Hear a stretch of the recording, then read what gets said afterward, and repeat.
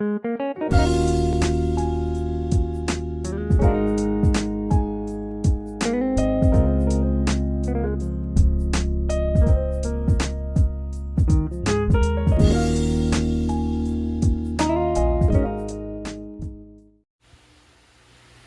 mga kaluho, good afternoon, good morning, good night, good evening.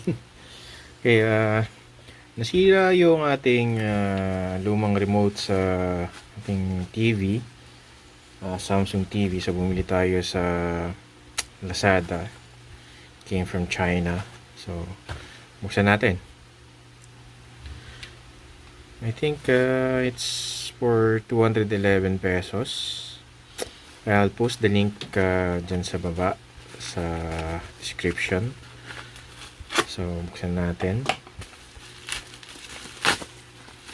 So it's well packed, no?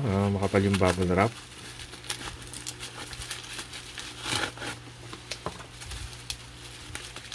And here it is. So yung picture, may logo. Ito, hindi natin alam kung meron ding logo ng Samsung. So walang logo. It looks pretty much straightforward. So lagyan natin ng battery. I think it's an OEM. So may specific button na siya for Netflix tsaka Amazon.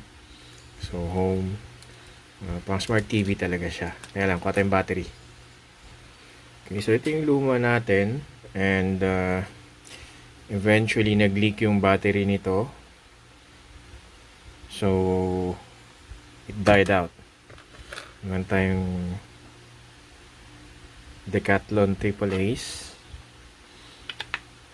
Bili natin sa Decathlon.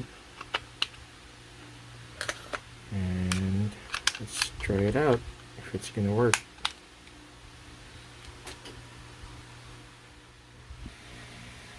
Alright, so ito siya.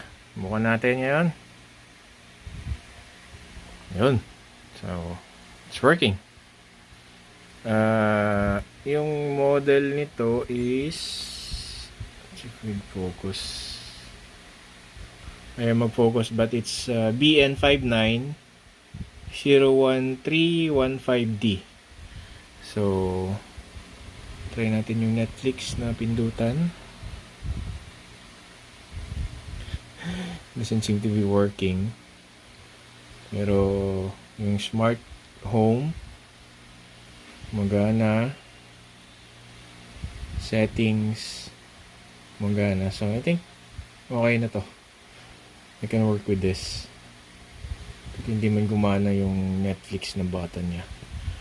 Alright guys, so that's it sa Lazada replacement battery. I think it's about a week bago dumating, and the link will be posted yan sa description sa baba. So thanks for watching mga kaluho, and please don't forget to hit like and subscribe, and also share para may pagkalat natin ng magandang balita sa ating mga katropa. Thank you and have a good day. Bye.